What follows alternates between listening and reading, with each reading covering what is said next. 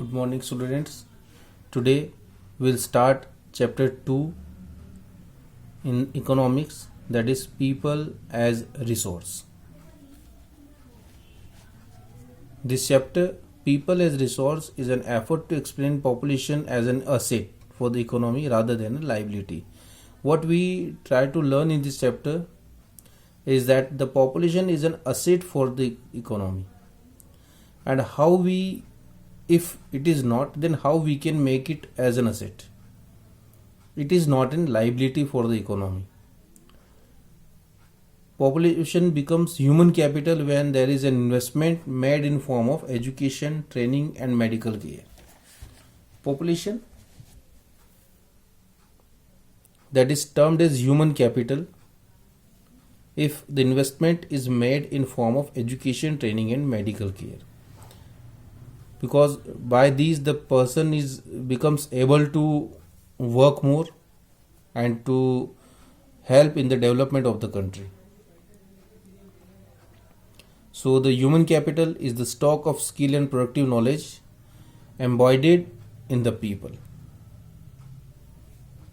So we'll talk about all these in this chapter. The people as resource. It is a way of referring to a country's working people in terms of their existing productive skills and abilities. What we try to do, we try to refer country's working population with their existing productive skills and the abilities.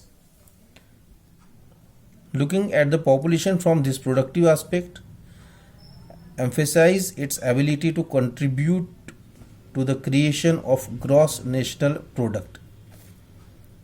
Now, what is gross national product, that you will study in the coming classes.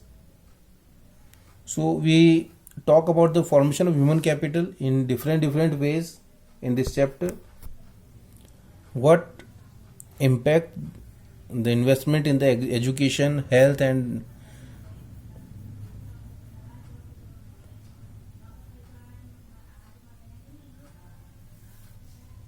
gives us is that the existing population, which existing working population, that can be improved by the education, by training,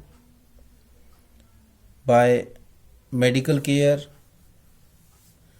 So the human capital become more productive, and if your capital has become more productive, then the power of country or country's physical capital increases, because if your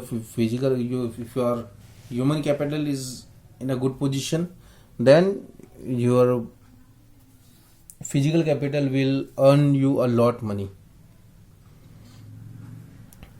and it can be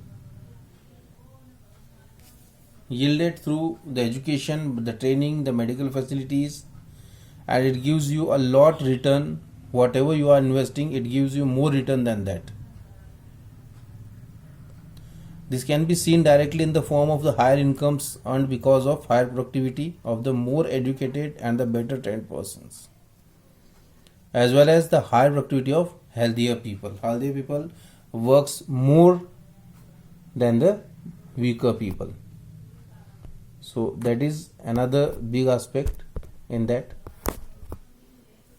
Not only do the more educated and the healthier people gain through higher incomes, society also gains in other indirect ways, because the advantages of more educated or healthier population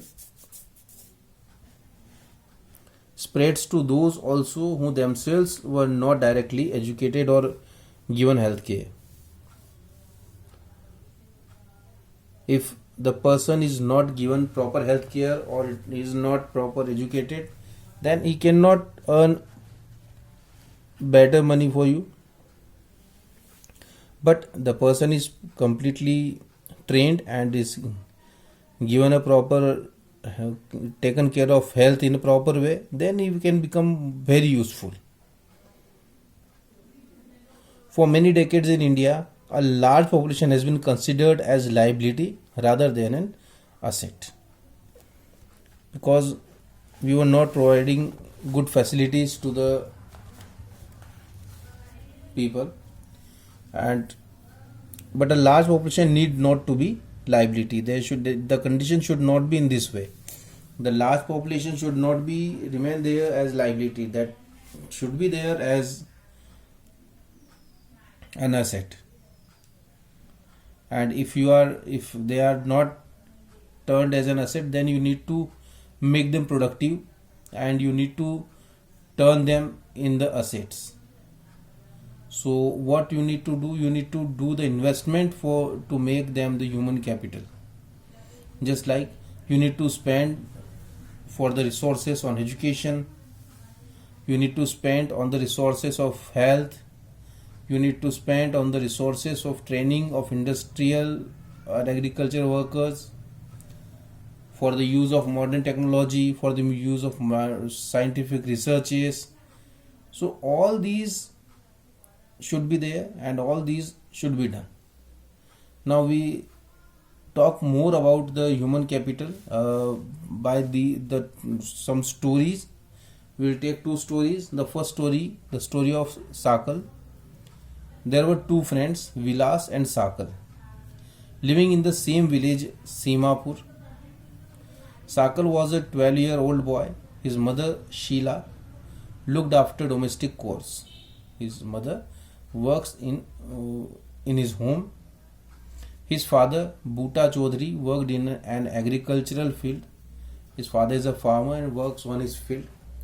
Sakal helped his mother in the domestic chores. He also looked after his younger brother Jitu and sister Situ. His uncle Shyam had passed the matriculation examination but was sitting idle in the house as he has no job. So this is the family background of Sakal. Bhuta and Sheila were eager to teach Sakal. They forced him to join the village school, which he soon joined. He started studying and completed his higher secondary examination.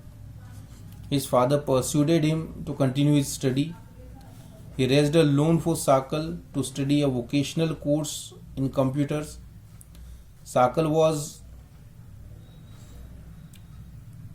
meritorious and interested in studies from beginning. With the great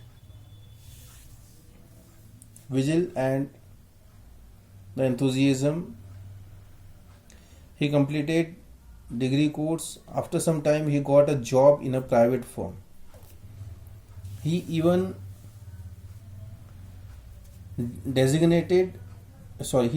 designed a new kind of software. This software helped him increase the sale of the firm. His boss acknowledged his service and rewarded him a promotion.